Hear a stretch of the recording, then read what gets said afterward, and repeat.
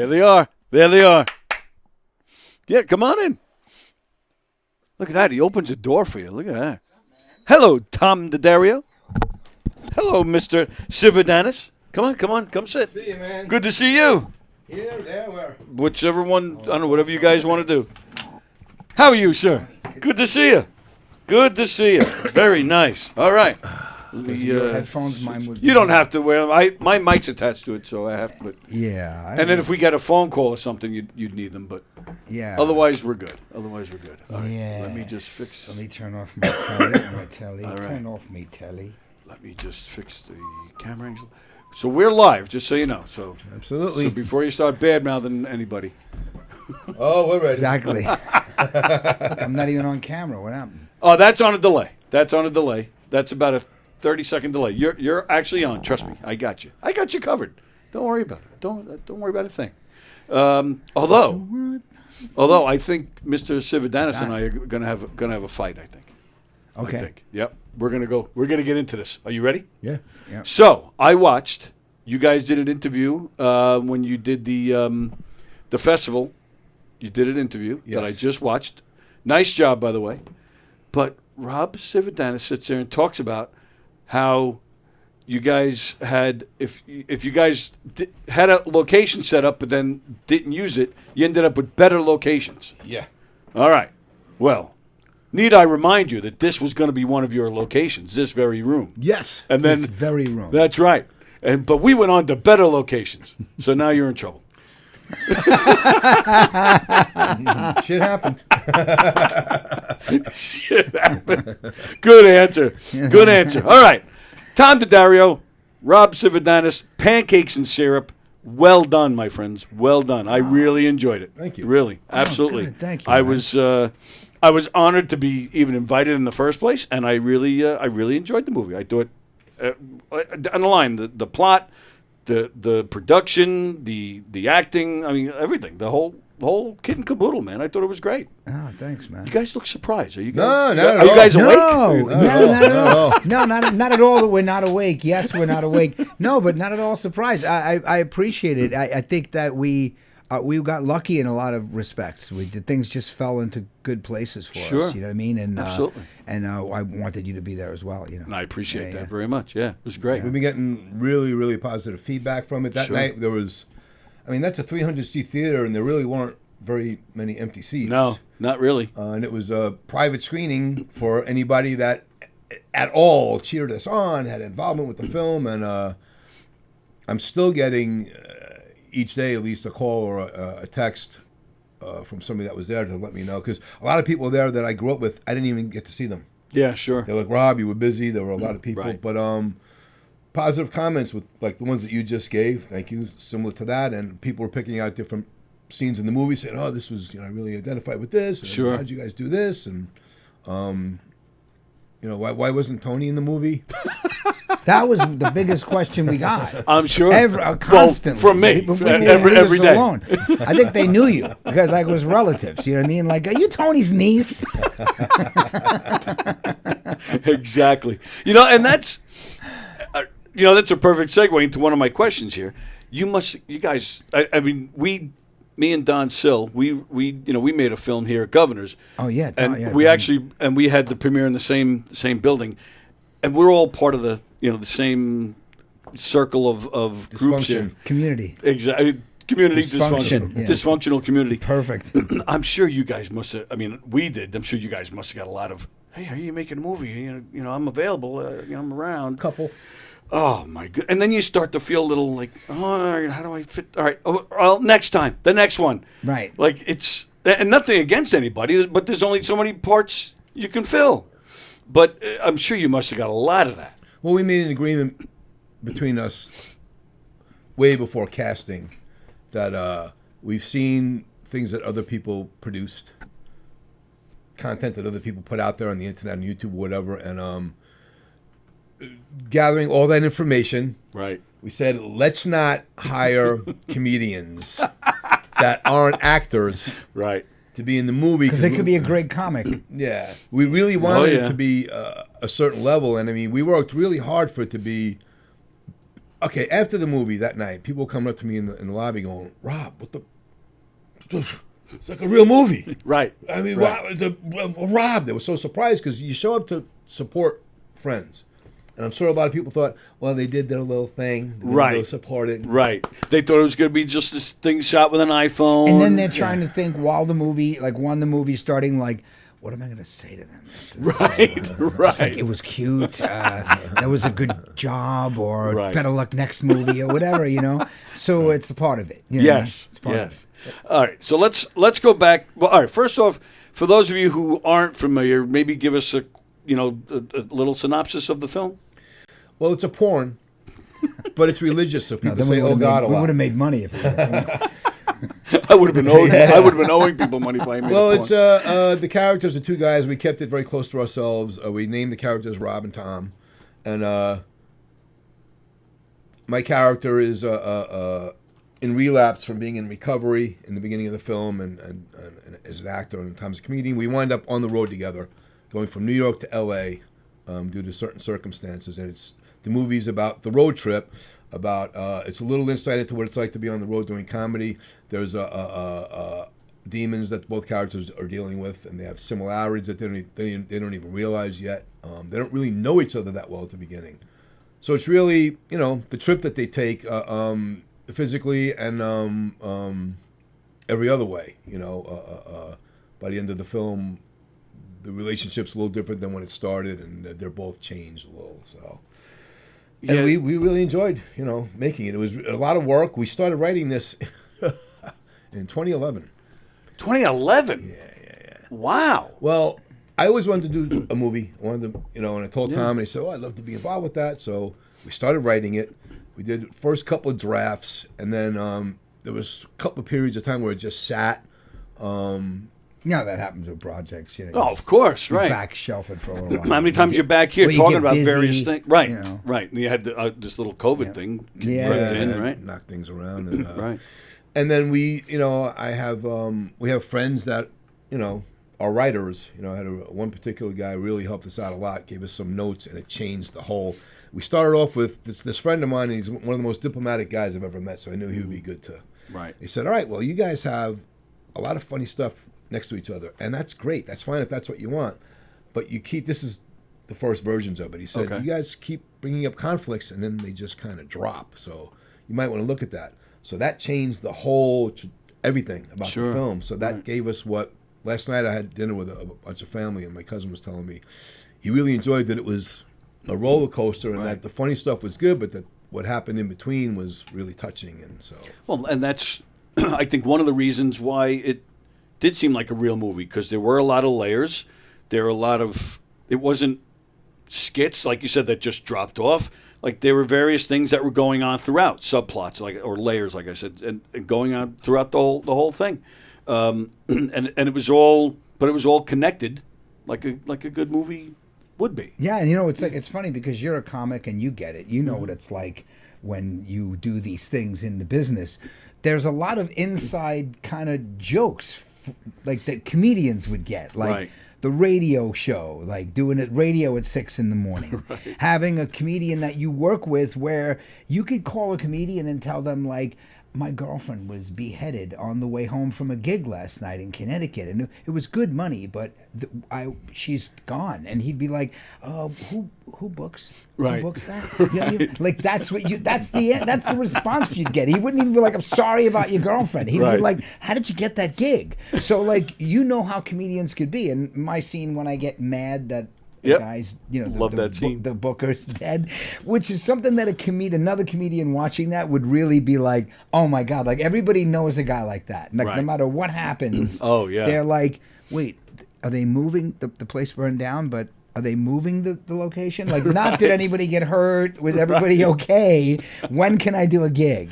So it was a lot. We thought we had a lot of things that we put in that were part of our own journey in show business that I think a lot of comedians, and most comics won't watch it, you know what I mean, ironically, but a lot of them would relate to a lot of the stuff in it, And yet it wasn't too... inside. Yeah, it wasn't too inside that civilians wouldn't understand. Couldn't relate to it, correct? Right. Yeah. And again, it's not an easy thing to do. So yeah, I thought it was I really thought it was great. And of course, something else I can relate to is doing it without a budget. Yeah, what there's so.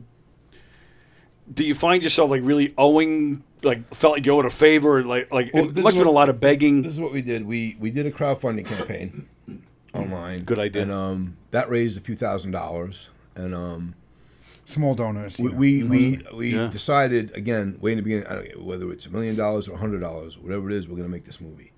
So we wound up getting a decent amount of money off the crowdfunding, and then people outside of the crowdfunding site that we knew were calling us and handing us and mailing us money, and then we wound up with a real heavy duty angel investor who became an executive producer on the film. It was very helpful. And we committed to $10,000 between us to throw in. No kidding. So we were able to hire capable people for the crew. 4 people. Assistant director, Ayushi Shah, worth so much more than people realize on our set. Our cinematographer, Vinny Cannavale, our sound person, Gianni Gambuza, and makeup department was Camille Mack Harris. That's it for that movie. Yeah, wow. But they all knew what they were doing. I interviewed them all on the phone. We knew Vinny already, the cinematographer who did beautiful work. Right. And is he a local guy? Because I know that he's upstate New okay. York. Okay. And this was it. This was his swan song. He's into music now. Oh, okay. So the timing was perfect. He had this equipment. The equipment we shot on was what, when you go to the movies and see something, that's the equipment we use. Right.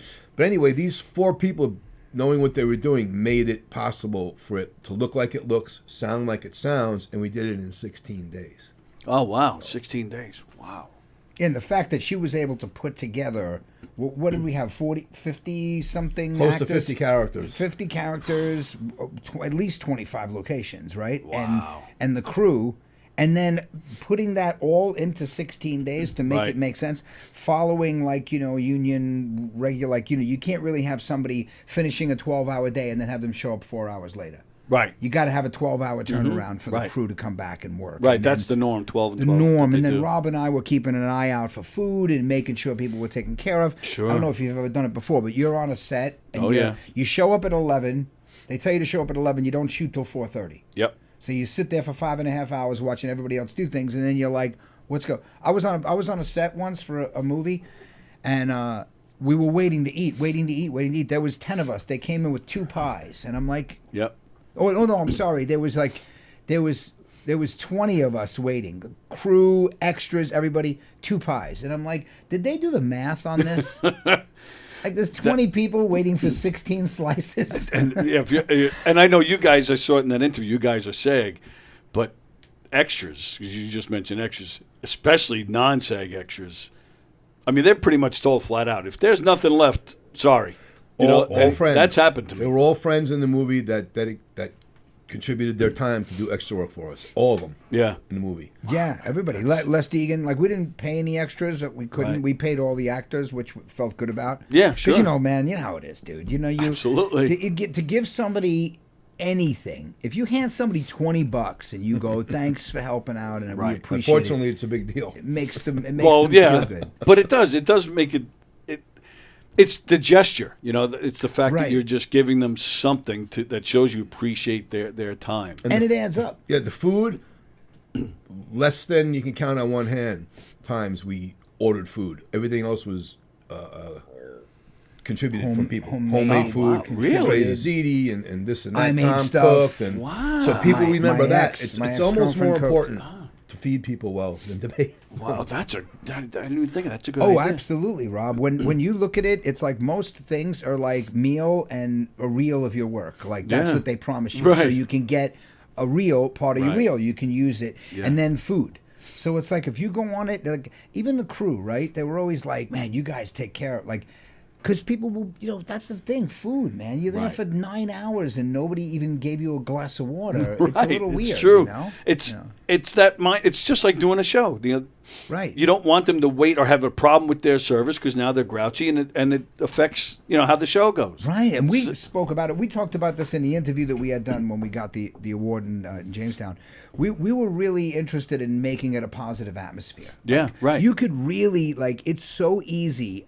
We were stressed, man. I mean, I bet. in one day you'll cry, scream, yell, laugh. You go through all these, a whole litany of emotions, and you really want to make sure that the vibe on set is cool.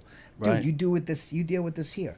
Do you want to be arguing with Don outside that door, screaming and yelling at each other, and you have 3 guests in here waiting, and then you come in like, "Hi," and they know the vibe. They know. Absolutely So we right. didn't want to be off on the side, kind of bickering with each other, and then Right. it leaches out into the whole the whole arena, and we wanted everyone to have a cool, positive atmosphere. Well, plus you weren't getting upset with each other anyway because it was such a Right. great time. Yeah.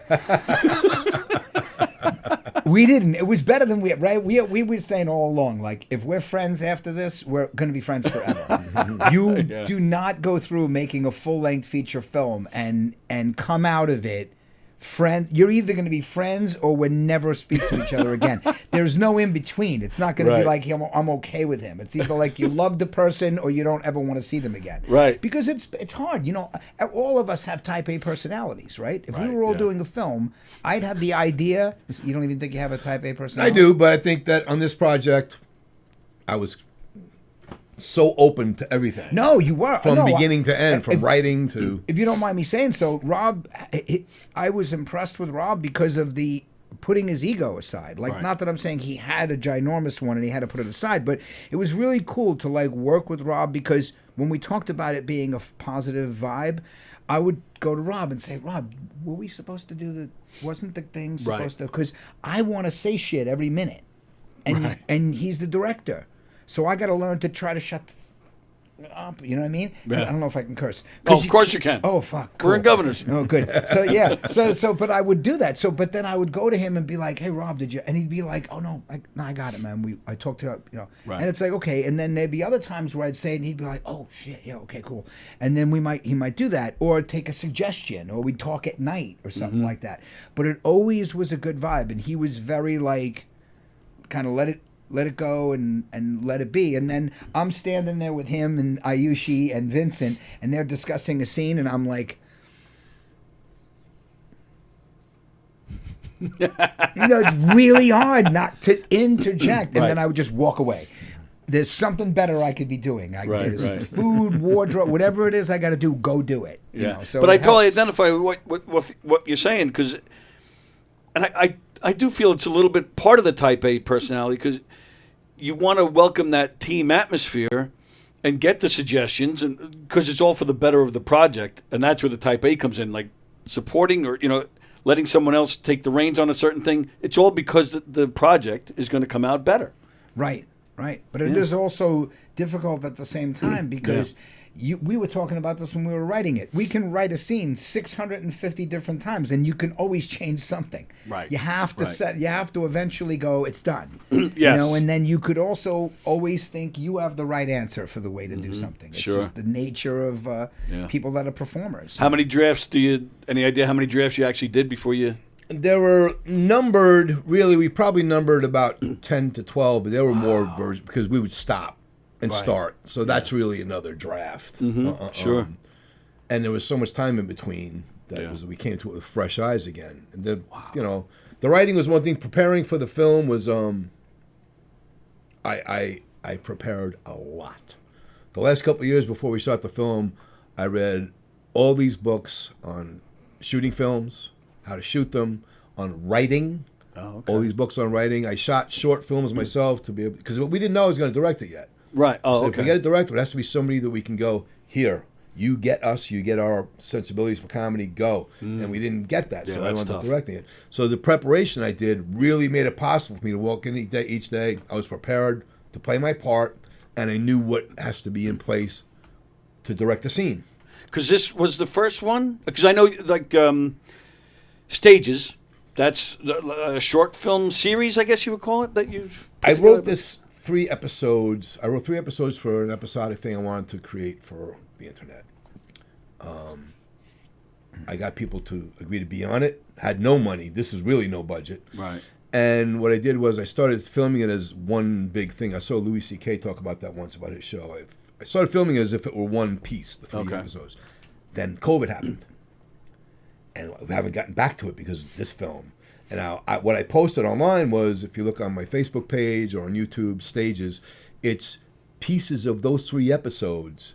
And I put together 30 minutes of something that, as much as I could make sense out of it, so that the actor's work could get seen. I want to go back to it. Right. Because I think it's going to be really good. Well, yeah, you even said it's a rough cut. Yeah, yeah. You know, so. But was that the extent of your film work until this? Well, I did that. Then we did a parody on Goodfellas called Funny Fellas. Again, you can see that on YouTube or on my Facebook page. And it's if the world of Goodfellas was actually stand-up comedy. Oh. So, but it gave me a lot of experience with what's up here and make that happen in a frame. Very, very helpful. Yeah. And again, the cinematographer we had was fantastic. That helps a lot. Right. We had shot a teaser years ago that we never really used for anything. That's how we met him. He did that for us. So him and I already had a shorthand, me and Vinny. Right. You know. So the thing about we said earlier about how it looks like a movie, I want to get T-shirts made. Because the second day of filming, I'm looking at the monitor watching a scene we just saw. I said, Vinny, come here. He goes, what? I said, look at that. He goes, what? Like, what are they? Yeah. I said, it's beautiful. What you're doing is awesome. And he looks at it, he goes, yeah, it looks like a movie. So that was like the thing for It the was rest the of the shoot. catchphrase from then on. It was like every time we watched footage, we were like, holy shit, it looks like a movie. And it's important to take that time to look and say, because on a set, it could be like this. Right, and again, my assistant director took a lot of that. You know, each day she had to come over to me, wardrobe? Oh, and I have to go approve the wardrobe for the actors. Right. A dozen things like that. But I was able to take the time to prepare to be in front of the camera and to work with her to direct the movie. Right. And it was great that Rob had so much help from Vincent and Ayushi, because it is hard, you know, to look in the monitor, like, oh, okay, no, that's the shot I want. And then you transfer into the character now. And then you back out, and then you back in. But with Ayushi being there and Vince being there, it was like, they were so good that you'd be like, okay. You know what I mean? It helps so much. Yeah. I saw Kevin Costner, a clip of one of his interviews recently, and he's saying, directing. He goes, you know, and people will say, you know, well, what aperture? He goes, I don't know that shit. Right. Right. He goes, that's why they're there. He goes, I know how people move. I know how people look in a frame, and that's how I direct the movie. So people don't realize it's really not like the old stereotypical, you know, all right, everybody, quiet. Right. You do what I said, or you'll never work in this town again for free. For free. I don't think I think most people don't realize what it takes to make a movie. I mean, even like an outdoor shot, you know, you got, you know, reflectors and maybe some additional lights. I mean, you know, before, you know, when I was a kid or something, I just thought, you know, you set up a camera, you shoot. That's the end of it. Or it's getting cold and the movie's supposed to be in the summer. And I'm sweeping my alleyway because we're about to do a scene because there's leaves everywhere. So I'm going around picking up leaves and going like throwing leaves. Or as long as it's not in the shot, the wind blows a bunch of leaves and I'm back there with, you know, so it's like so much that you have to do as a person, or you lose a location like last minute and you gotta like scramble to do it. Or an actor is in one scene, then he can't make it the next time. That was another question. How to fill that in. I saw that in the other interview. Did you actually had somebody that filmed some scenes and then couldn't? So you saw the movie. So when I go in for the audition scene, the guy that's got the clipboard, the tall guy that thanks me right afterwards. Yes. Originally in the script, after that, him and I are sitting in a diner in L.A. and I'm like, I'm sick of this shit. This is crazy out here. It's a circus. Originally, that guy walks by. He's a waiter. Hey, Rob. Oh, that's great. Right? And he waves. So we shot that scene. That's great. We shot that scene and then shot the scene for the audition. But in between that, he had to drop out. He dropped out. So now we can't use. But the first part, my friend Joe Kelly stepped in. It was perfect. Yeah. Oh, yeah. It was great. Yeah. You know, but that was one example of, you know, and our one word about our assistant director, Ayushi. This is real behind the scenes stuff. So she handled up until almost the very end, every conversation with every actor. Towards the end, I was like, please have some people call me because your head's going to explode.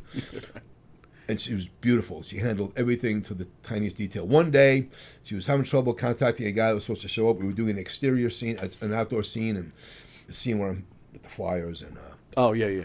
And she comes up, she goes, Rob, can I speak to you? We walk over to her, she goes, there was miscommunication. He's not going to make it. I said, it's fine. And he comes over, he goes, at least now we know you're human. I was looking for like a bolt behind her neck or something because she was just ridiculously good. The fact that something like that only happened that once, and that we had a 15-day schedule set up, and because of COVID and weather, we only extended it by 1 day, 16 days, and we didn't have to reshoot anything. Wow. Those are all things that are pretty rare, and I think everything came together in a great way. That really is. That's amazing. That really is. The and it's because there's such a level of babysitting involved. So it is great that you had a good team and dramaless.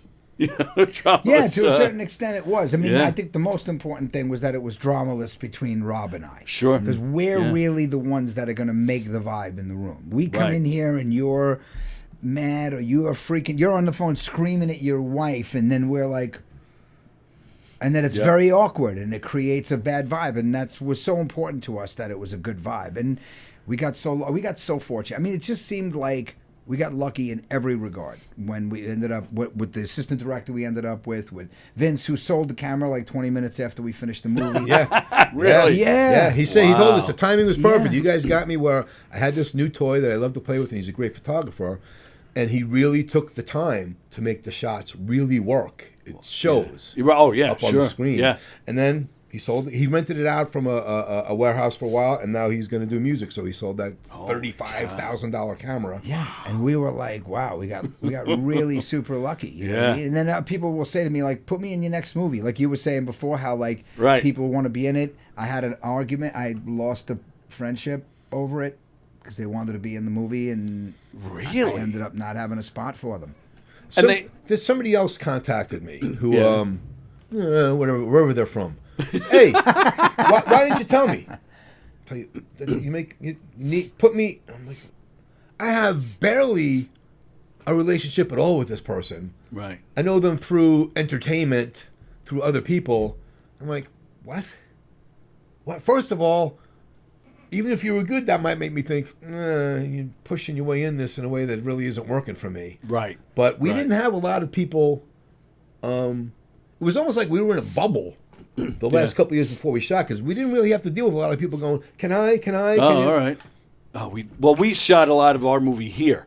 So, yeah, comedians, see it and hey, it actually, but it did work out in our favor to a certain degree, because we did our first table read right in this room on a night that the club was open. Joey Cola and Carrie Carravas come walking in. Oh, what are you guys doing? And both of them joked around. Oh, you didn't call me? So I'm like, and there was one guy that was having scheduling issues, and we were like this far away from saying, all right, look, maybe we'll just do no hard feelings, it's just scheduling issues. Right. But then we're like, oh, well, we were trying to save it. But then we're like, oh, but maybe what if we gave Joey Cola that role? So we went back to this guy's look. And again, the feeling was mutual, so he moved on, and we're like, oh, do Joey, I mean, what's better than that? Throwing Joey Cola in. Let Joey Cola do it. And then when Carrie was kidding, but I did turn to Don and said, hey, to have Carrie Carravas kind of say she would like to be in it, we got to cash in on that. So we actually wrote a scene that wasn't originally in it. Right. Just for her, and it added so much, and we're hoping to do more with it. And then to have her do it, again, and she gets to play what the type of person that she's known for. She's a lover of Don's, and she's yelling at him.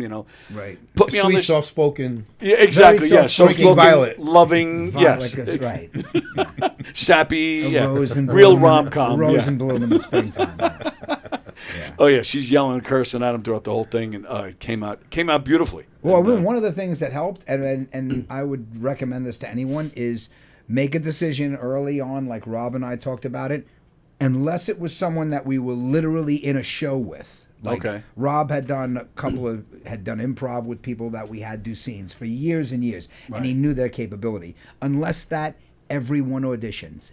Everyone. Really? So I had a friend of mine in Tennessee who did the DJ, who played the DJ. Oh, yeah, right. He's real solid, right? Oh, yeah. But I'm friends with him, and I saw his work. I saw what he could do. I knew he had been in several TV shows. Right. But I went to Rob. Rob's directing. I'm like, Rob, check out this guy's reel. What do you think? He's a friend of mine. Rob looked at the reel for a minute, which was a little disappointing because I thought you were going to look at it longer. It was less than a minute. He I literally said, what looked- about Carrie Carabas for this guy?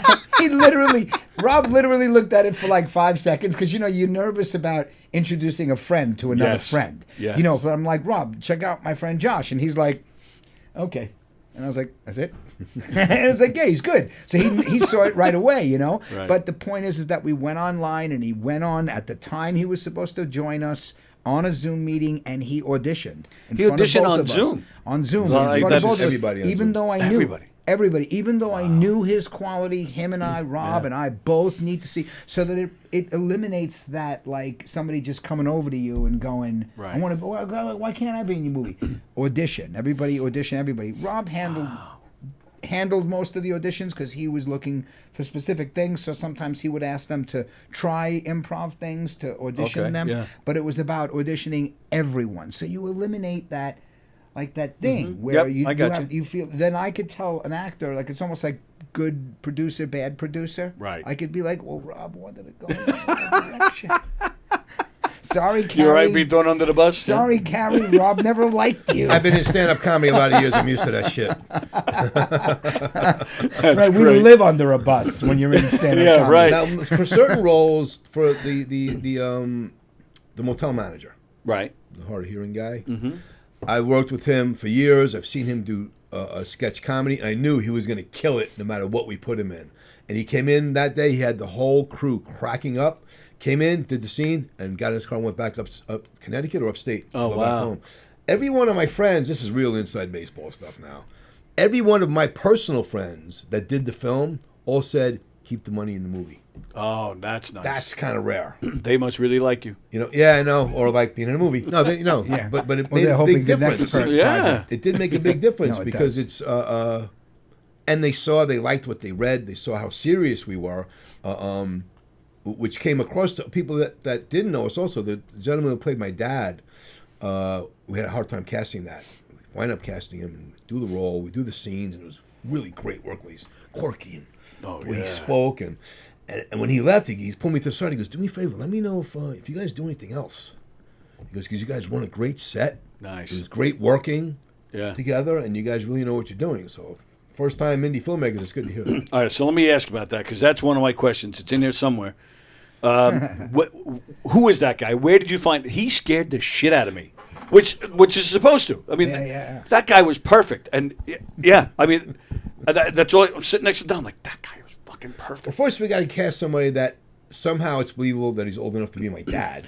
I know that must have been hard. You know what I mean? And Yeah, we couldn't find for real, anybody, dude. and then That's not dead. Oh, I studied in New York with Austin Pendleton, so I knew Okay. him personally because I had trained with him like privately as well. for anybody who might not know who that is, he played one role out of many that he played. He was the stuttering lawyer in My Cousin Vinny. Right, the stuttering lawyer, hilarious. Yes. And I contacted him, and he recommended him to okay. Joe. Right, he recommended Joe to that role. Wow, So that coming from Austin Pendleton, we knew Sure. we did audition him, but we knew like if it's coming from a guy like that, Yeah, he's not, sure. he's And he killed it. recommending More people have said what you just said to me. The guy, he scared me. Yeah, totally. Yeah, and yeah. he's, I mean, I don't know about real life, but in the movie, he's old, he's frail, but trouble moving, but still, I mean, the facial expressions and the way he said stuff.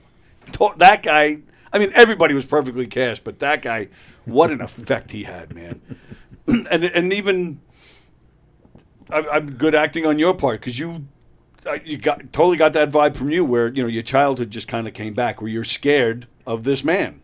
Regardless of how frail he is, and you easily could have just slapped him and beat the shit out of him at that moment, but the little kid comes back. Are you crying? No. I got something in my eye. Well, part of the writing, part of what we looked at for writing those sequences was, which I think turned out really well. our time together, first of all, he's arguing with that guy who's watching TV, which is kind of funny. Crap, you're watching that. Yeah. And then there's the other guy wandering around thinking I'm Right. somebody that I'm not, Right. who comes in and out. So it was important. We had written with me and my dad, and then we said, let's break it up a little bit. So it's Right. not so Yep. heavy for 15 minutes or whatever. Yeah. And it worked out beautifully. People yeah. comment on that stuff all the time now. That's definitely one of the highlights of that film, man. Was that particular we talked scene. about it early on when we were even doing that scene, that you don't want that heavy scene, like, and then that's why Right. we enjoyed that he says, like, we're not going to do the scene in the movie Right. where the guy, because it's typical. You know what I Yes. mean? Like, oh, you Yeah. left Dad, and he's like, shit happens, bro. Calm Right. down. Yeah, You know you're what I mean? absolutely right. And Yeah. it's kind of true in a way, Yes. where we burden ourselves with a lot of emotional stuff in relationships, and we'll often go to them later on in life and be like, I'm so sorry that and they're like, what are you kidding? I forgot all about that. Right. We'll burden ourselves with the baggage of that when it doesn't really exist, Right. coincidentally ran into a girlfriend of mine in New York City that I had been with years and years ago, and I had cheated on her. And when I saw her in the city, I was like, I'm so sorry that I did that to you. And she was like, are you kidding? Like, you saved me from a situation I was in when we started dating that I don't even know what would have happened to me. Like, Oh, wow. you enabled me to be able to, I moved on, we broke up, but Wound up doing heroin. And I ended up having a good life instead of staying with you. That's basically what she said. Instead of staying with you, I went on to a good life. And I was like, congratulations. Wow. Let me go back to my $12 spot. That's it. But kudos to her too for having that kind of insight on it. And the thing is, my burden the entire years that I had not seen her, coincidentally just ran into each other in a doorway. My burden was how I had mistreated her, the way I felt. And there was a lot of that in that scene, where Sure. a lot of Rob's burden as a character was how much of it was so heavy. But then his dad was like, chill out, dude. I'm here. Shit happens, Right. And I think that's a big I think part what of it. pissed that girl off even more was then after that you asked her for money towards the movie. Yeah, exactly. Yeah, then I was like, you got $20 to she's like, you still doing stand-up? Yes. Okay, good. I'm glad. yeah, exactly. Now I'm even more glad I Now, left. being able to tip our hats to certain things was important for me. Like, Sure. that Tom just mentioned that one line that my father says, let's not do the scenes from the movie. There's a scene in Magnolia, I don't know if you know this movie. Oh, I where, love that movie. Where the Tom Cruise's father's nurse calls Phil- up and Philip says, Seymour Hoffman. Listen, do you know the scene in the movie where somebody calls to help? Well, this is right. the scene. So that's where I thought about for that. okay. Oh, that's Yeah. interesting. Yeah.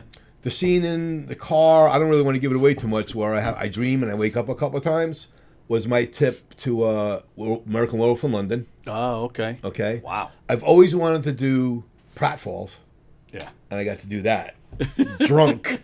And I'm really in recovery, so it was fun being able to do that stuff. And throw in again, I don't want to give away, but throw in a reference to the Honeymooners. Right. Right. So all this stuff was important for me to be able to give a tip of the hat to. There's a shot where we're running and we stop at a bus stop to talk. Yeah. Right? Love that. And it's a long shot, and I always love in Scorsese movies when he does that. Yep. And he kind of leaves the camera, he never comes up close on them. Yes. So little stuff like that was really fun to play with. That's interesting. And I swear to you, no joke, Don and I, that particular, the way that was shot, the faraway shot, it was just, that's what I'm saying, beautifully done. The acting, the plot, the way it was shot. The day everything was we very shot well it, done. we didn't know where we were going to shoot it. It's written as at a bus stop. Right. I don't know. It's supposed to be, in another part of the country. And Massapequa Mall was closing. Right. And the day we were on, I said to Ayushi, I said, I know where there's she goes, well, let's go look at it. And we go look at it, and she's like, this could be anywhere in the country when you look at that shot. Yeah, so sure. Again, we kept pivoting and falling into things that worked perfectly for us. How much of the movie was shot here? Because, I mean, the movie takes place, you're going cross country. So, I mean, were any parts of the island used for, I don't know, for like Chicago or something? Well, a week. We shot yeah. here for a week. 5 days or Almost whatever. 2. It was 1 day off each week. So we did 4 days 1 week, 4 days the next. Okay. And there's a place called Glenn's Dinette in West Babylon. So the beginning of the movie and the end of the movie, where I work, Oh, okay. was there. Oh, wow. But also the other side of that building, same restaurant, is different booths. So we shot the scene where we're talking in LA, and I'm going, I'm sick of this shit. Yeah. Same location, Okay. right? Yeah. both on Long Island, and that's New York and L.A. Okay? Yeah. Queens, Brooklyn, Manhattan. People have asked us, so at the end, you went to L.A.? You shot... Yeah, right. What was the club that we shot out front of, the casting director? Oh, that was the Barnum Ballroom. Oh, okay. You heard of that place, right? Yeah, They yeah, did yeah. comedy there for a while. The Nice woman, place. the one Good who guy. played, the one who played Really the nice casting guy. director, she was in Stages, Sophia. Oh, okay. Awesome actress. I love her work, and it just looked like when Vinny framed it, I was like, "This is outside the club in L.A. This is it. This is outside the club in L.A." And I forgot to tell you, you know what's so cool? I know a filmmaker, a friend of mine's sister is a filmmaker, and she wrote me, and she was like, "So you guys made it to L.A. with question marks for the movie?" Yeah. And I was like, "No, we didn't. That was Long Island at the Barnum Ballroom outside. It just happened to have like those neutral colors, like those almost Florida colors. Oh, They're yeah. muted blue. It looks very LA because it's very southern part of the country."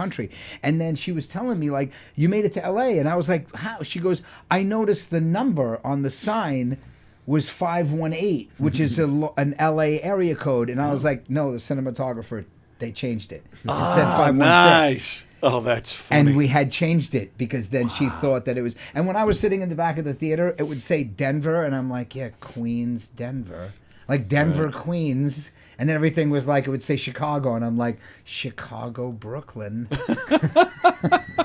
Because it really, originally, right? We were thinking traveling, right? We're going to go to L.A.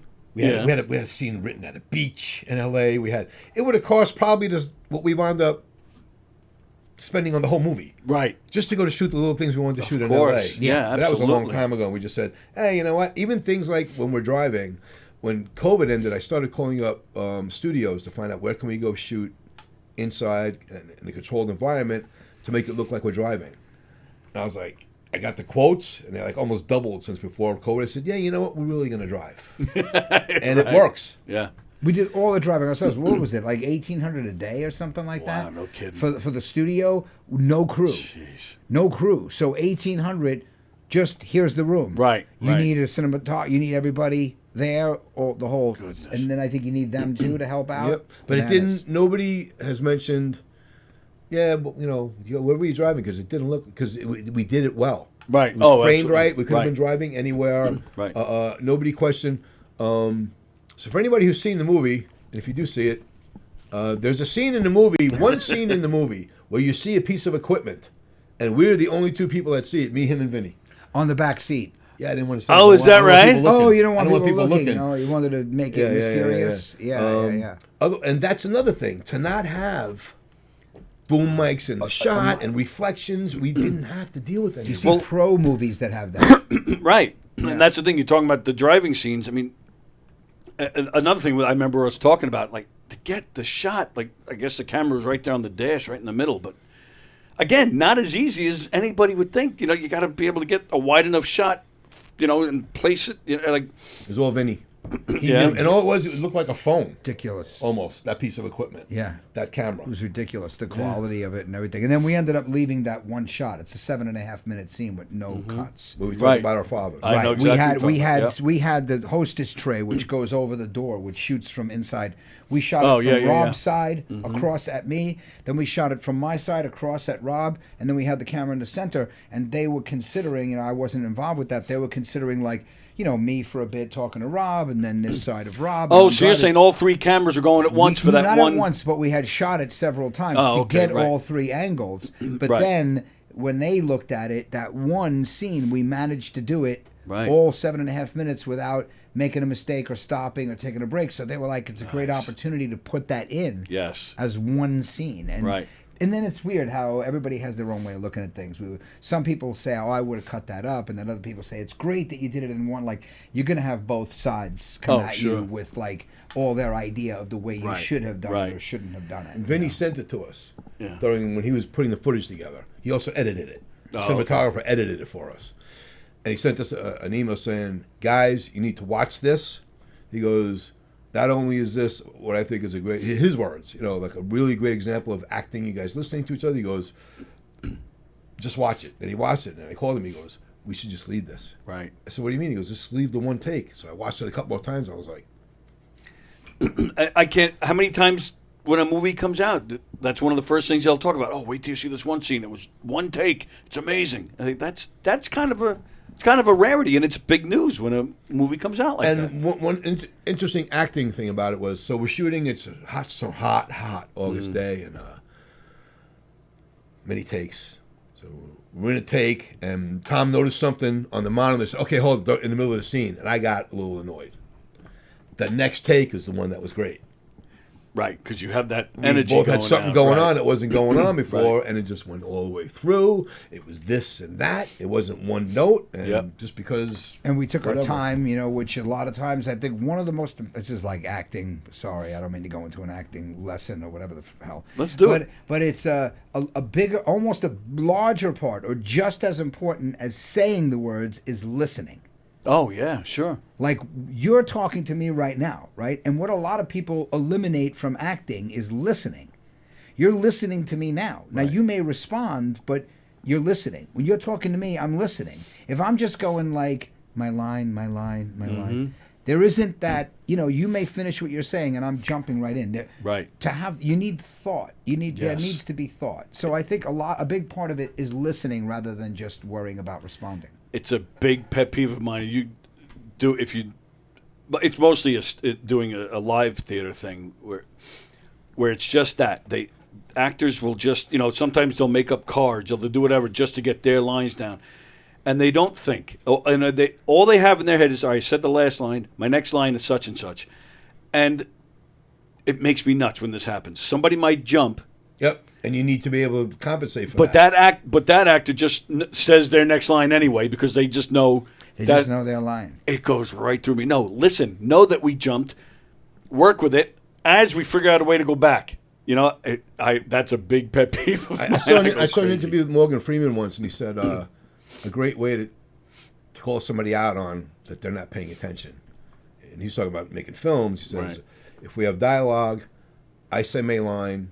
You say your line. Instead of saying my line, I say, And he goes and says his next line. This person's not paying attention. Right. Not paying attention. That's funny. I'm going to do that. Right? Yeah. If you just say what, naturally the person repeats themselves. Yeah. Or they just say their next line because that's in their head. They're not listening to anything. They're not there to support you. They just, that's my next line. It drives me crazy. Yeah, sorry, Rob. Go ahead. I was just going to say, that night in Belmore was the first time we sat in a room with people and our movie on the big screen. It's just crazy. What a good feeling it must have been. My God. But I was able to sit back and go, okay, I was right, where we did really listen. Right. We did really bring it. And because there are scenes, correct me if I'm wrong, but it looked to me like there were scenes where you didn't go with the scripted dialogue completely, or very maybe little. Yeah, very little. There was only a couple words here and there that weren't in the script. Right. In that movie. Oh, okay. Very little improv. Yeah. It's little improv. Oh, okay, little. I misunderstood. It's kind of harder, right, than people believe it is, because when you're doing, there's a camera here over my shoulder, and now I improv the daylights out of it, and then they go behind your shoulder at me, and now I do it a different way. Well, true, right? That would be that's a way, an editor's nightmare. That would be a way that wouldn't work. But you could improvise and it wouldn't set work. it. Yeah, right. If you improv it and then you go, okay, that's it now. Right. But if you're constantly manipulating it, it's never gonna work. The scene where I leave the hospital from visiting my dad. Right. And that one guy says, son, right? And I walk out, and he walks over to me when we cut. He says, I want to do something when you leave. I said, don't even tell me. I told Lucy and Vinny, he's going to do something, and I leave, and then he did this thing where he reacted to, and he said, son of a bitch, and it was a perfect period to the end of that sentence of that scene. Right. And it was just something can I try this? Don't tell me, I don't even want to know, just do it. And it was that's great. funny. That was one of the best scenes, and but the whole thing, between that guy and your father, the whole works. So, all right, background, getting into the role. Some of this is autobiographical, right? Yeah. Yeah. Absolutely. Some of it with our experience in stand-up comedy, experience with family. We exaggerated things. Of course. Sure. Like we would do in our act. Right. Exaggerating something. It's in your act you have a true story, but then there's some exaggeration for the stage. So sure. I think that's what we did throughout the. In the beginning, we didn't know what we were going to write. No idea. What's the ideas for a movie? I mean, one of the ideas I had was, okay, there's a stand-up comedian killing other stand-up comedians so he can move up. So we went from ideas like that to something good. Right. That sounds like a true story. That sounds like a documentary. I'm surprised it hasn't happened. Right, exactly. So it started with you, and then what made you go to Tom and say, "Let me"? Since I'm a kid, I used to watch movies. I know I said this in another interview. I would watch movies as a kid, and I watched a lot of James Cagney movies and Bowie and stuff. I'd sit there, 10 years old, saying, "Is that a real city street? Or is that like did they build that? Are they really shooting the guns? How do they do those scenes where the camera all of a sudden it seems like it's flying away?" Right. And I don't think this is normal for a 10-year-old. So I've always had this thing where I was curious about that. And I studied acting. I did stand-up. I've always wanted to do it. And I decided I'm writing a screenplay and shooting a movie. That's it. And I made notes to myself at my desk. I started, and then we were talking. I said, you know what? I'm gonna do a movie. And he goes, oh, I really like to be involved with that. I said, okay. So then I went and got advice because I didn't know what it's like to write with somebody. So what do I do? He said, yeah, well, you guys get on. And I said, okay, let's do this. And then we started from nothing at his apartment in Queens. And the day we started writing, here's a little real inside baseball. I go to Queens, we have paper set up on the table, and the woman I was seeing at the time, we were kind of having a tiff, and she broke up with me with an email. Oh wow! Wow! Just before we started writing the movie, yeah. And he's wow. So what do you want? Do I leave? Do you want to walk? What do you? And then he's thinking, is he going to drink? Because I'm in recovery. Like, what's he going to do? Right. So there was an immediacy to like, let's just fucking start writing. Please. Yeah. The first day that we started, so. But it really is. It's true that energy is it works out. And the only way that could have devolved further was if she was skywriting over my house to break up with him. The fucking email, for Christ's sake. I mean, a text is bad enough. Right, But you're yes. like, hey, go check your LinkedIn. I may have broken up with you.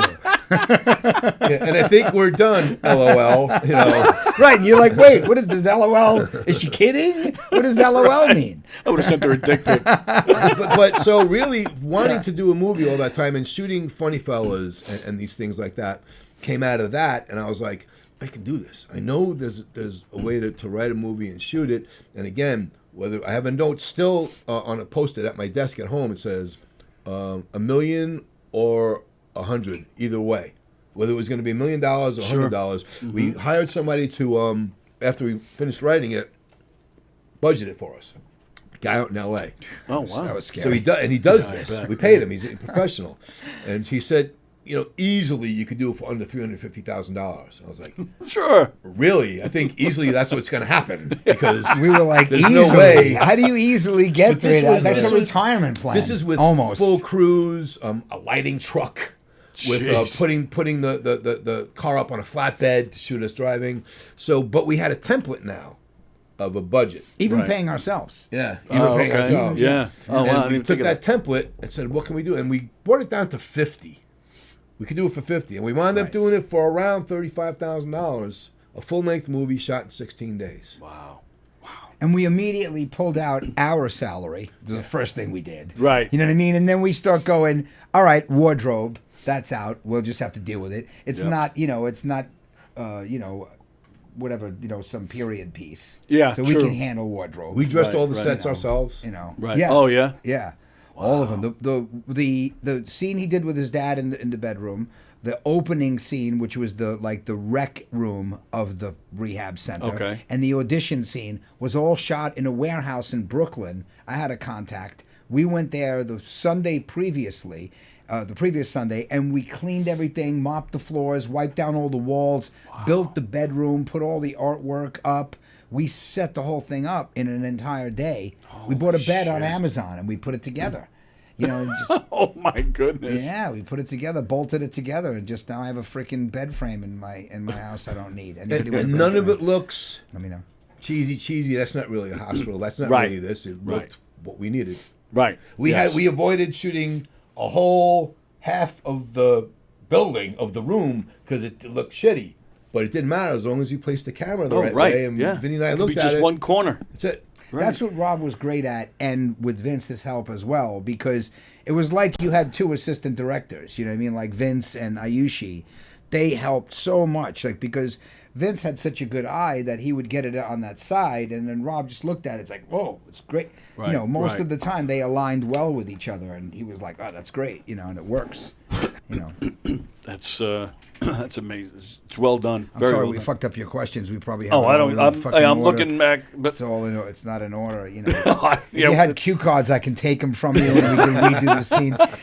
freeform, baby. It's no. This is great. This is all. It was great worth stuff. seeing the looks on people's faces, yourself included, that night in the lobby after the film.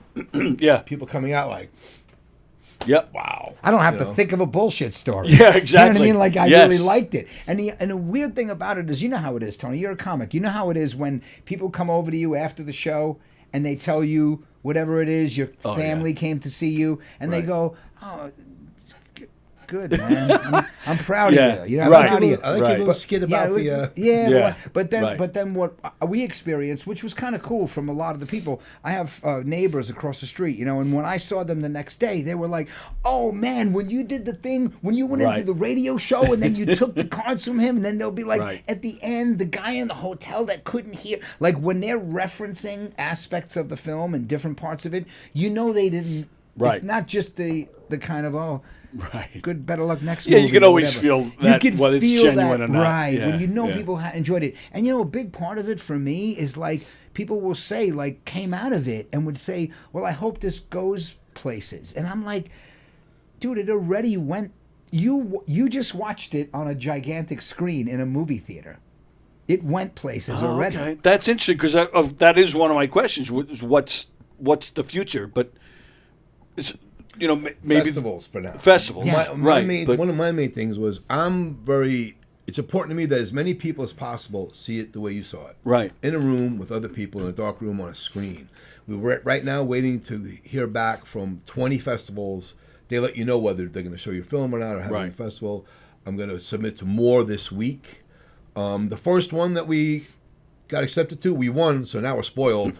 Went to Jamestown. We won for best no budget feature film, which wasn't even the category we were right, submitted to. right. So it was doubly surprised because Right, our because it- category came and went. Yeah, It came right, and went, right. and we were like, okay, you know, and Yeah. that was it. And Yeah. then when she said our That's a when she great said our feeling. names, and I was busting balls, him and Lawrence, the producer, we all went to Jamestown together, and they announced it. And the winner is Rob Cividance and his team for Pancakes and Syrup. So I said, you guys, I'm so glad you guys decided to be my team. So you went up there by yourself? No, he No, let I'm us. kidding, He I'm let us. He let us go with him. You know, I was like, oh my god, And where's they went to go to the mic, and I said, I got this. I got this. where's the camera so I can roll my eyes? Actually, yours is that one. Oh, over there. that one, yeah. Yep. So I could look over and be like, you know. So two comedians, That's great. you came to the private showing in Belmore. Yeah. Of course, what do we do with this beautiful award? We make it a prop. Right when we introduced the film that night, Right, we right. and Lawrence came out and smacked us in the head. So It was funny. how much reverence. And genius idea, speaking of the festivals, of getting Ferretti, Jerry Ferretti? Yeah. Because, he runs one festival, so now, of course, he'll be, He was one so person. smart on you guys. He was Yeah, an example yeah. of somebody that we paid him double. Yeah. You know, it's a little something extra for this time. the actor that was going to play that character got sick, and Jerry, I think with 1 day, Stepped 2 in. days, I called him. Yeah, because we Yeah. go way back. We did Dinner Theater Murder Mystery in the freaking 90s. Oh, no kidding. You know what I mean? Late Yeah, 90s right. to early 2000s. Yeah. And so we go way back. Yeah. He came in, and he was absolutely, I wanted the family, I called the family the Griswolds for a reason. And he Right, came in right. looking Yes. exactly He was right. great. He Yeah, was great. totally He fit did the a role, great- yeah, he fit did a the nice role. job. It was a Right. great job. Yeah. You know. So we submitted to that one. We'll see. There's a million reasons why you do or don't get into any festival. It's just like acting. You could do a great job with this. No, this isn't, Right. whatever it is. So we're Yeah. just hoping and going to keep submitting. So anyway, to answer your question, as many people to see it on a big screen as possible, right? And then when the festival thing runs its course, I'd like to be able to talk to a lot of people that have done this longer than I have, Right. to get some advice and feedback. Eventually, everything ends up on this Yeah. or on a computer or a TV screen, which is fine. Yeah. The field of distribution is opening, ever widening every year now. Yes. I mean, now there's Freevee, Tubi, there's another one that's free, streaming networks. that people get their movies on. There's Amazon. There's all the. Oh yeah, Amazon, you get it there. So I mean, people are kind of saying that they see this on a real platform. Right. People have seen the movie, so I could see this being on, against some of those movies I didn't like on Amazon. This would be much better to see this one to not like this one on Amazon. Right, and it really makes sense because when doing the way we're doing it, it's almost like a comedian getting credits, like the way a comedian gets a Comedy Central Presents. Right. Then he gets this, and then the club wants you because you were just on the Tonight Show, whatever it is. Oh, sure. And Yeah. it's kind of a similar thing. You put it in festivals because now we have the laurel that says, it's got the leafy Yes. thingies. Yep. So, like, if we Yeah, the go more through of the those, the better. process, Yeah. we go through the process of doing these 19 film festivals, whatever we're fortunate enough to get into. I mean, I'd be thrilled if it's one. Two, I would love Yeah, to travel sure. again and see the movie on a big screen in front of Yep. other people. Yep. But then you get more of those. So then when you put it on Amazon, when people go look at it, they see the movie poster. On the movie poster, they see 3 things up each side, and then you're Right. sitting with your wife, and you go, "Hey, this one best this and that and the other thing." I'm not Ryan Gosling. Nobody's going to look at the screen and go, "Ooh, he's in it." Right. So you need those credits, Right. So that when you do put it on a pay site, people might look at it and go, "Oh, it won Best Picture in Chicago," and Right. then people enjoy independent. They may watch the trailer and go, "Oh, let's check it out." Sure. So, That theater is a great place for indie films, by the way. Belmore Yep. Movies and the Belmore, show what a place. good guy. Yeah, oh, they're great place. over there. Yep, Great they're place. really great. They don't charge an arm and a leg to get the movie up. They were more reasonable than anybody I spoke Yeah, to. same here. Yeah, I thought they were great, and the place is clean, and it's a great atmosphere, and they do even the lobby is set up. They were pleasantly surprised, I think, with our. Everybody that works there was behind the concession stand because there was so many people there. That Right, night. yeah. It was like, no, you guys got a good turnout. Yeah, they had absolutely. one person that was going to work back there, and then they needed 600 nice. pounds of popcorn. So, but that's good. I mean, That's and very it's so good. funny. Early on, I was telling Rob, like, should we take reservations from people and make notes or something? And Rob was like, listen, if we had more people there than seats, that's a problem we're okay with. Yeah, right. I'm like, that's a good point. Yeah, like you said earlier, there were very few empty seats. They were little lakes. I do remember thinking that early because we were early getting there, and I do remember I think I might have had the wrong start time in my head. I think that's what it was, and I remember thinking, "The fuck is everybody?" Oh, but then man. by the time it started, I appreciate everybody. both of you guys Oh, coming you down. kidding? Man. It No, really, was. we- John Blend came, which Yeah. I appreciate as well. He's been doing like write-ups for stuff on Long Island Everybody, forever, and I it's always cool feel to see him. like something I'm doing is like official when John Glenn is there. right. Yeah. On There's Long some Island, kind of substance to it. we invited everyone. Ozzy, it was great to see Ozzy who Yeah, works here. You know yeah. what I mean? And John Morano came down. Another We friend, sat our and asses in the back of the theater, Right. half watching the movie and half watching your Oh guys' yeah. body language. Absolutely. Yeah. And listening for the laughs. And then you mentioned other festivals. That's the even cooler part, at least in my opinion, because it's one thing to see when people have some kind of an emotional attachment, because they know you or they're in it, whatever. But then when you go to a festival where you don't know anybody, and then you watch their reactions, that's a really cool, kind of like comedy, right? Yes. You probably when you first got into it, your family would come and bringer support shows. Right. Then eventually You you're know. doing, for a bunch of strangers, and they're laughing at your stuff. You're like, all right, this When works. they announced us at the festival, Yeah. there weren't a ton of people there, but the reaction, Right. I was very surprised. I mean, Yeah.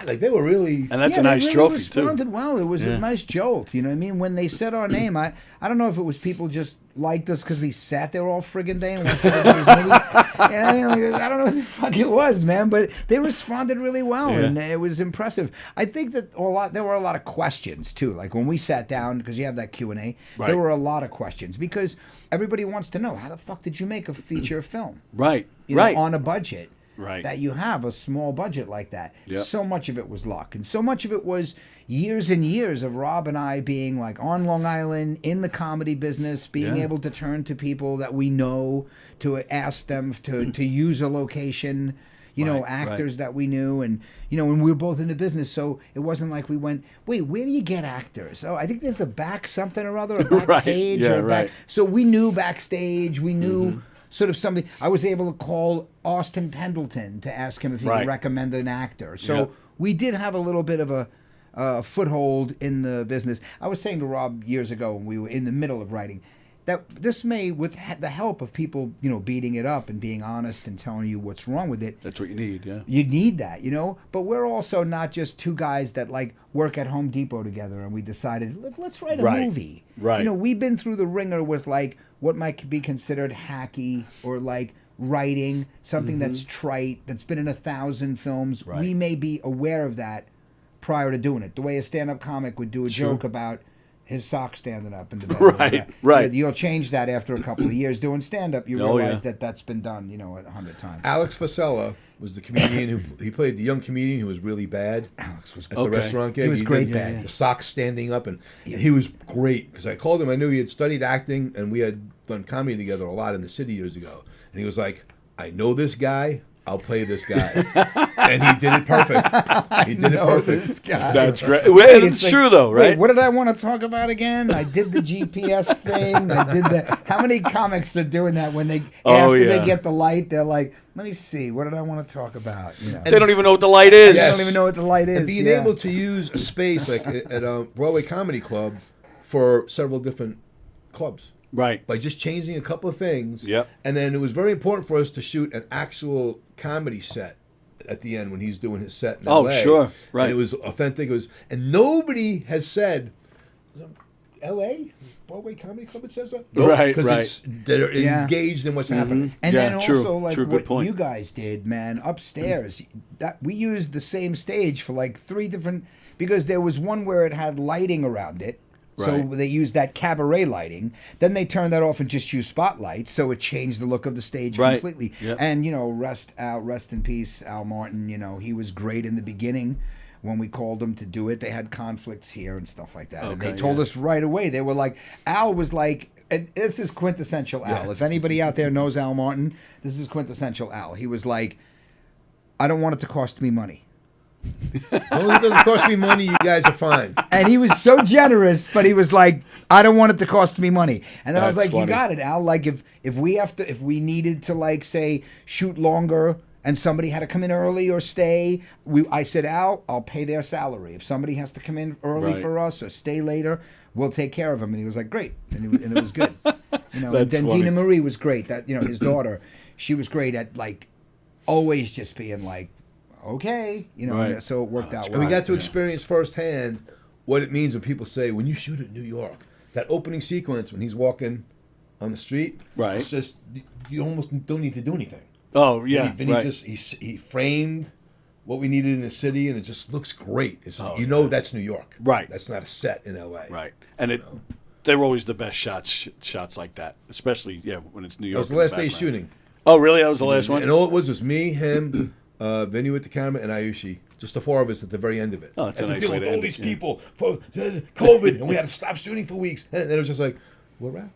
Right. And it was the 4 of us. Cool. And it was funny how like the 4 of us started it. Right. Like in the very beginning, it was the 4 of us going around for locations, on Long Island and in Queens. And then it was the 4 of us. You think you had COVID when we did the Queens, Queens ones. When you looked at the location, I was home. It was... So me on the phone, this is going to be the restaurant scene. I said, that works good. And that works good. COVID was COVID obviously fucked us up. We were about to go to fundraising when COVID happened. And then we got to the point where we were like, it's a different world now. Things are going to be different. It's never going to be exactly the way it was that we're going to just be able to do a fundraiser for it. So let's just do it. Right? We got to the point where we were like, look, if you think about it, if COVID never happened, you don't know. This is all conjecture. Yeah, sure. If COVID never happened, maybe you could have raised an extra $10,000 because people did have less money banging around. Right. That's what I'm sitting there thinking. Like, what a time to ask for money. And the world doesn't end. Yeah. Pre-production, planning for crowdfunding, planning for it, and then doing it every day. It's a job, right? Every day. And then pre-production and work, and then shooting the film. Now post-production is we started shooting 2 years ago. Next month was the first day of shooting, and right now I'm still a few times a week managing the website, putting stuff up online. Right. It doesn't stop. The festivals. Yeah, which is the worst part, in my opinion. The festivals. No. The social media stuff, the website stuff. God, I hate it. The festivals I love because then you network and you see other people's work. I love that stuff. But the social media aspect. Pancakesandsyrup.net for anybody that's Oh, yeah. paying attention. Hello. Hi. Pancakesandsyrup.net is the website. You go there, all the information about us, all the information about the movie, why we didn't cast Tony. It was unfortunate. It's a good story. It's a good story. We were ready to use Tony. You were going to be the guy. What, was he going to be? We wrote him out. It was a sodomy scene. But we wrote it out. But we rehearsed it several times. Yes. And we paid him for all the rehearsals, by the way. It was up front. But no, it was you were going to be the other guy in the radio station. Oh, okay. Yeah, I figured when I saw it, I figured that was the scene. Yeah. I've only cried a little bit. Yeah, that's all right. We felt bad. That's why we stopped. That's why it was 16 days. We had 1 day memorial for you not being in the film. 1 day celebration. Now, location-wise, during the lockdown, I bought sound equipment. Okay. Just in case. So all the sound in that movie is from the equipment I bought. Right. Okay. Now, we shot the scene at the service station. Okay. Right? Yeah. Is on Montauk Highway in Lindenhurst.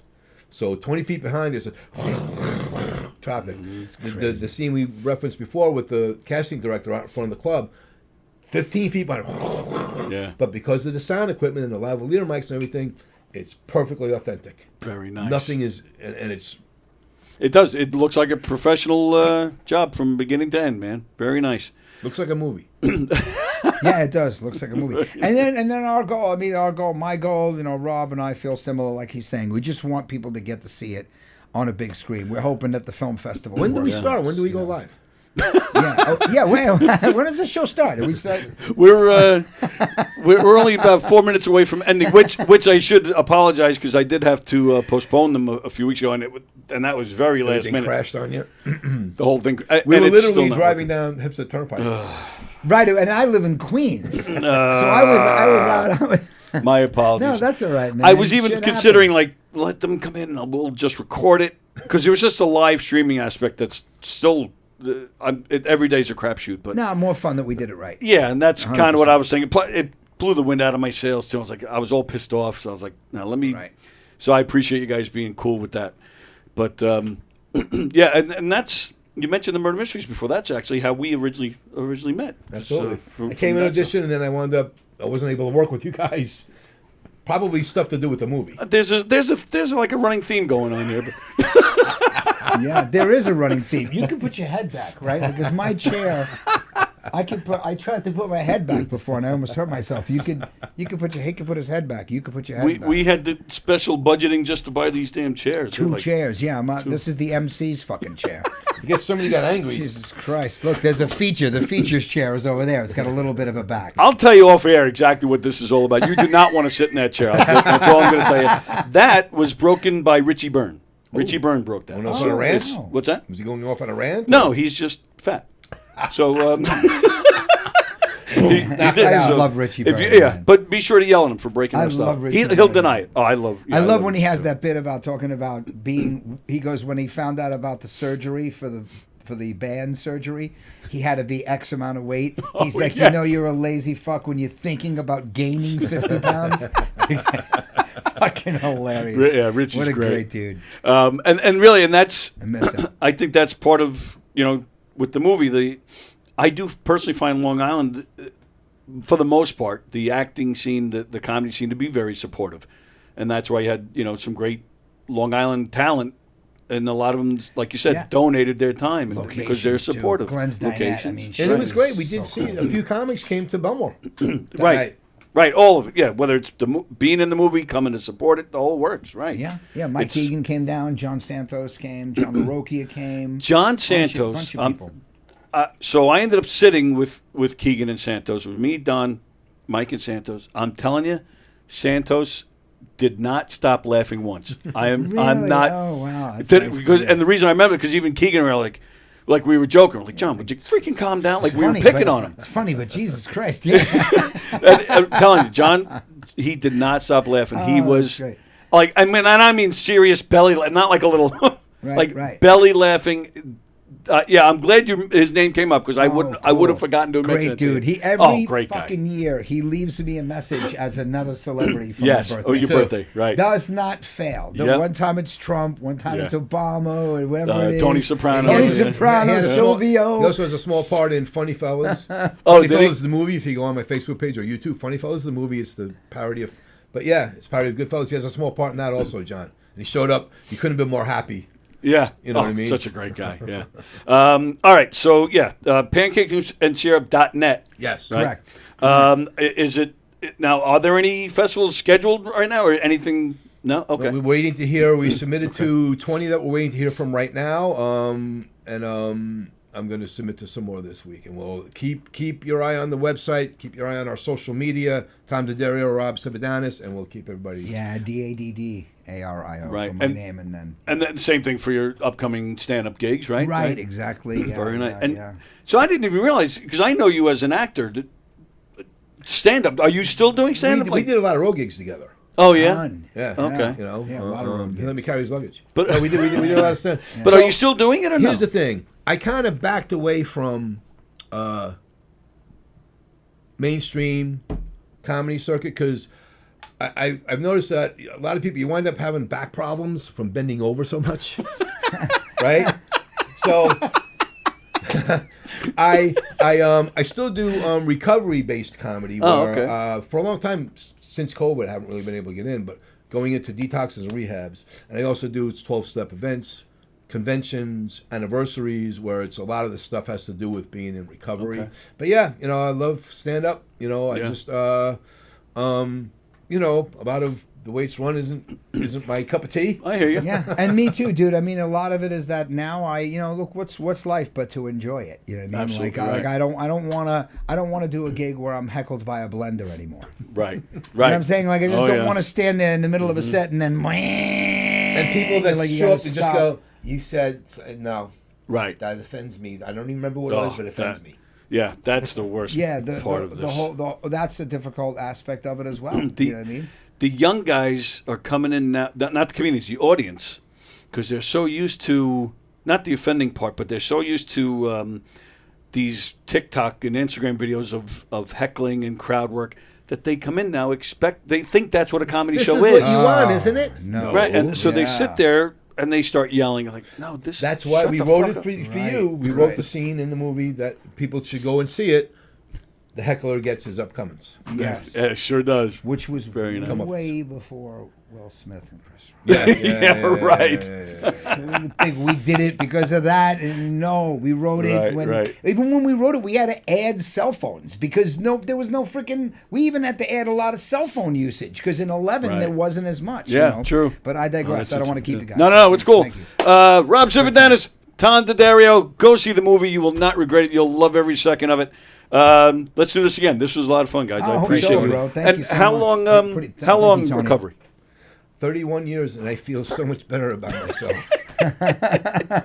31 years. So you were kind of young then when you went into I recovery. first went into recovery when I was 28.